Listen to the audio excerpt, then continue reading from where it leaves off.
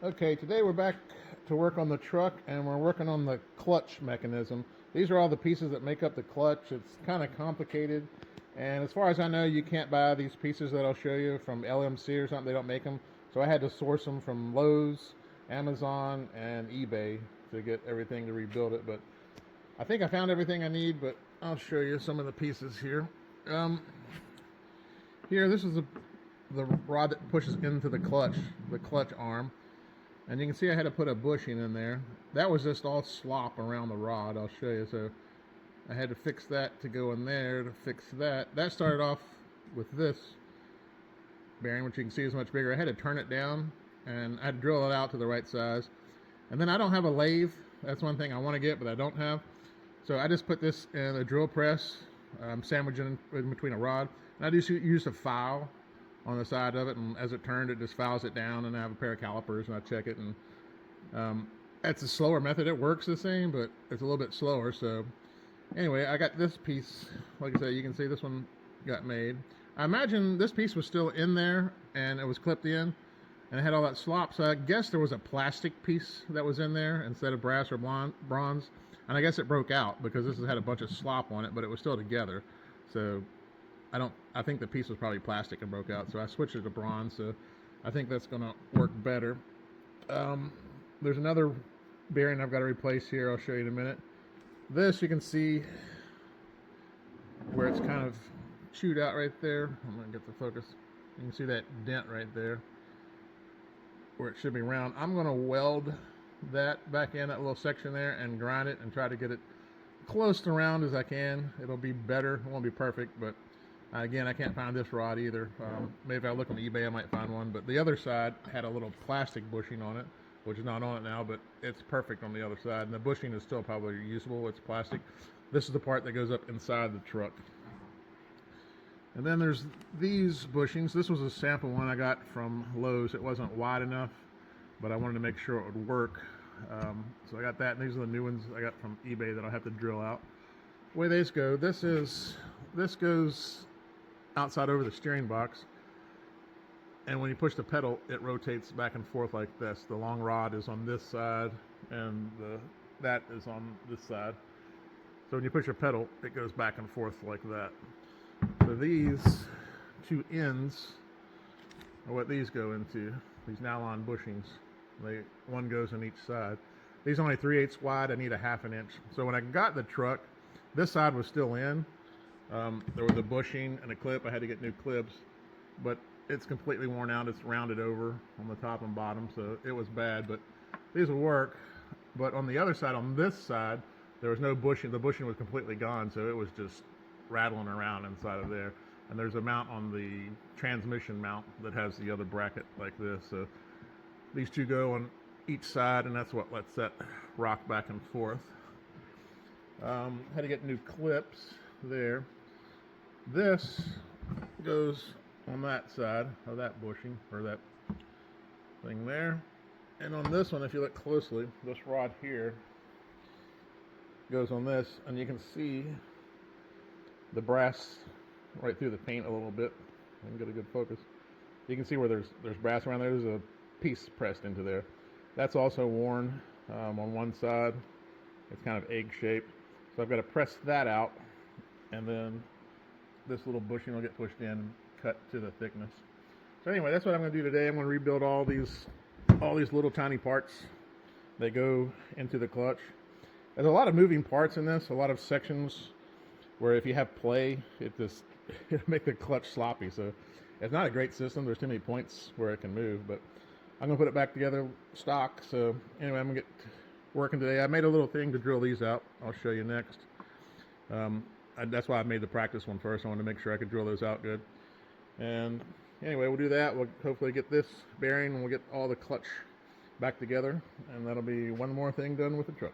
Okay, here's the vise I made for my little bushings. I drilled a 1-inch hole in that, and then I kind of split it with a saw, and that fits in there pretty tight already, real tight. And you get that in there, and then I just clamp that in a vise, and it clamps it in there, and then I can drill it out. It keeps it from spinning. And like I said, it worked really good on the one I did before, so it should work here. So let's get these drilled out and get these ready. Once I had it clamped in a vise, I step drilled it to go through. I'm getting ready to do the last. I did the other one. I'm getting ready to do the last one. But I tried to use a regular step bit, but it didn't really work very good. So it just worked just going down the bits like that, and that works pretty good.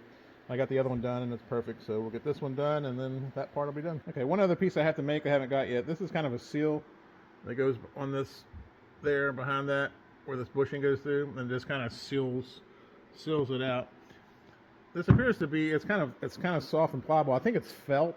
I'm not sure. I'm pretty sure it's felt. It moves and it's pliable. So I just got to find and it's crushed in a little bit. So it's about a 1/4 inch. I think I need about 3/8 inch piece of felt cut for that, and that'll go over that, and that'll kind of be the seal to keep weather out of that. So I still got to find something for that. So, but I got the 2 bushings drilled out. They're ready to go. So now I think I'm going to move on to this bushing and try to knock it out of there and get the new one in, and then I'll fix that rod. Okay, I found this piece laying around. I used it for a punch with that little bolt in it. It was the perfect size to go inside the diameter, but then still fit through that. So that punched it right out. But now you can see that's kind of oval shaped. It's kind of misshaped a little bit. And it rolled over on me. Yeah, it's kind of not round, which is kind of weird. I thought it was just worn that way, but if you look at this, this is kind of elongated on this side too. So that's kind of weird. I mean, that's what it would have done if there was no bearing. It would have worn the metal out. So I don't know exactly how that happened, why that's all shaped. But anyway, I got the new bushing. I'm going to try to see if it'll go in now. It's kind of weird with that shape. But anyway, we're going to try it and see what happens. Okay, I just came over to the drill press, put a 1/2 inch bit in it. This piece is slightly over half. So I was able to drill the hole out and got it round again. So I got the bearing drove right into it. So now I'm going to take it, cut off the excess, and that bearing is replaced. Okay, I'm just going to cut the excess off over on the saw here. So we'll get this cut off and we'll be done. I took the welder and that little divot that was in there where it was worn out, I just welded it up kind of like a little mountain, and I very carefully grinded it down until it kind of matched, and it's perfect. So I'm going to put a little bit of paint where the heat took the paint off a little bit. Anyway, that's all I did. I just welded it, grinded it down. It fits the bushing perfectly now, so there's no slop in that end. And like I say, this end had a bushing in it already, so it's in really good shape, so we're good there. Okay, to make these seals, I bought some felt at Lowe's. It comes in little packs like this, and I need 3 of them. So I folded 2 of them together. I just kind of folded them over on themselves, removed that. And I took a piece of conduit and I grounded an edge so it's nice and sharp, and that punches right through them. So you get a nice clean hole. So 2 of them, you can see where they're glued together there. And then I'll have a 3rd one. I'm going to punch these 2, make these separate. I'm going to go on top of that, and that'll be the seal. I'll show you how they work here in a second. Okay, here's what it looks like. There's the 2 that I already have on there. You can see there's a little bit of space. So now I'll take this one and I'll pull the tape off of it. Put that over it. And then I can put the bushing on it, and that'll keep it sealed. Anyway, that's how it works. Let me get it together and I'll show you. Here it is all together. Oh, that's the seal. It spins good. It's going to fit good, so that's going to work. So now I think I have new bushings and everything, so I think the clutch mechanism is ready to go. I can't install it now because I got to pull the motor, and this half of the other side is on the motor, on the trans mount. So I had to pull the motor when it goes back together. But anyway, this is all ready to go. So let's move on to the next thing. Okay, it's December. A quick update on the truck here. It's always hard for me to get work done on projects in November. November I do okay, but December it's almost impossible. So the truck, I'm preparing the firewall for paint. I'm going to get that painted. And I want to get the back of the bed here painted so I can mount that, because I won't be able to paint it once it's mounted. But what I like to do in November and December, I like to upgrade the shop. So these are my 2 upgrades for this year. I got some Vevor tools. They are a 12-ton brake for press. I'm sorry, not a brake, but press, and a transmission jack for underneath the lift. This one goes to 69 inches, almost 6 feet. So hopefully there'll be some good upgrades that I need this year. Like I say, I always like doing tools for Christmas time for myself. And I made a little screwdriver rack out of some old wood. So I upgraded that. I reorganized some of my tools here. I got a spice rack. This is what this is for a kitchen. And I did large, medium, small drill bits. I'm never a person, I try to always put them back in the cases or the little holes where they go, but I never do that, so I try, but it never works out. So anyway, this is my new system. Hopefully it'll work out. It's right next to the drill press. I think it's going to be pretty good. So that's new. And you can see probably, if you notice, the Carmen Ghia that used to sit there on this bed was up here. I got the Carmen Ghia moved out to another garage. So now I have some more space in here. So once I work that bed, I mentioned before I have a friend that's going to be bringing a drag racing chassis that I have to work on, and he's going to rebuild my motor. So that's why I needed some space in here to work on that project. So once that gets here, I'll film some of that too. But anyway, these are the new tools for Christmas, and I plan on this weekend maybe painting both of these, or at least get them prepped for paint. So work will continue on the truck, but a little slower. And then we'll get in January and we'll hit the ground running. Today I tried to use my new lift. This is my steering arm, which I'm having a hard time finding a new one, so I thought I'd press these ball joints out, and I used my new lift to do it. It was somewhat successful, except there's not much lip on the edge of this to get a hold of anything to support it. So what happened, it ended up pushing them out, but it blew the top off of it. So the race part is still inside, so I've got to try to work those out. So that's what I'm going to keep working on. But on my lift, I made two modifications. From when I bought it here, you can see I put felt. This rattled back and forth too much. It was kind of driving me crazy, so I just took some of the felt that I bought and put little felt pads in between it. That'll stop that. And then there was no place for the bar on here to hold it, so I just took one of these things. It's like a nut, long nut, that's bolted in from the bottom, so I can just drop this in on top of it so it holds my handle. But so far this works pretty good. I mean, it pushes the bearings out good. This is kind of a small one, which is good. It's portable, so I can move it around. I think it's going to do what I need to do. I have access to a really, really big one, but for this shop, this is going to be perfect. Okay, I've been busy this holiday season, so let's try to pick up where I left off. I was working on this drag link last time. I tried to press these bearings. Okay, I'll try to pick up where we left off. I've been busy this holiday.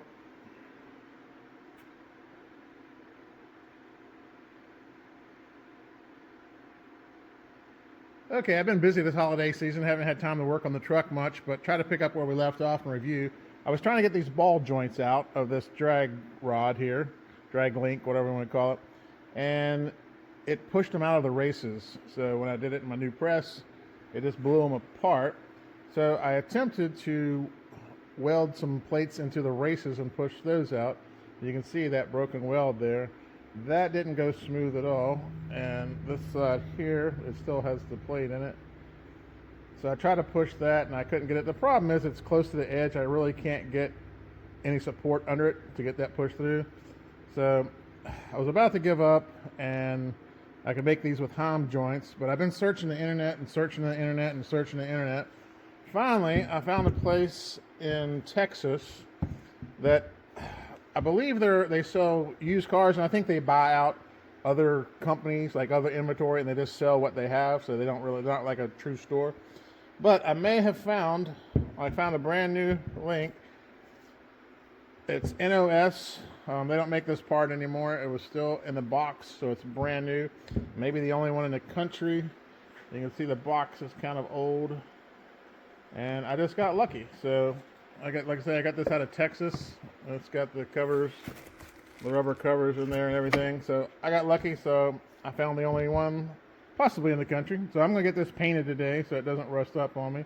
I got my little Christmas miracle all painted up, ready for installation, and it's ready to go. So in case you're wondering, that cost me with shipping $160, but it was worth it to keep it original. And this is the place I got it from, A1 Auto Parts. Like I say, they're out of Texas. Real nice guy. He took pictures of this for me. to make sure it was the right part and everything. He was super nice to work with. So again, this is a good place if you need odd parts that you might be having a hard time finding.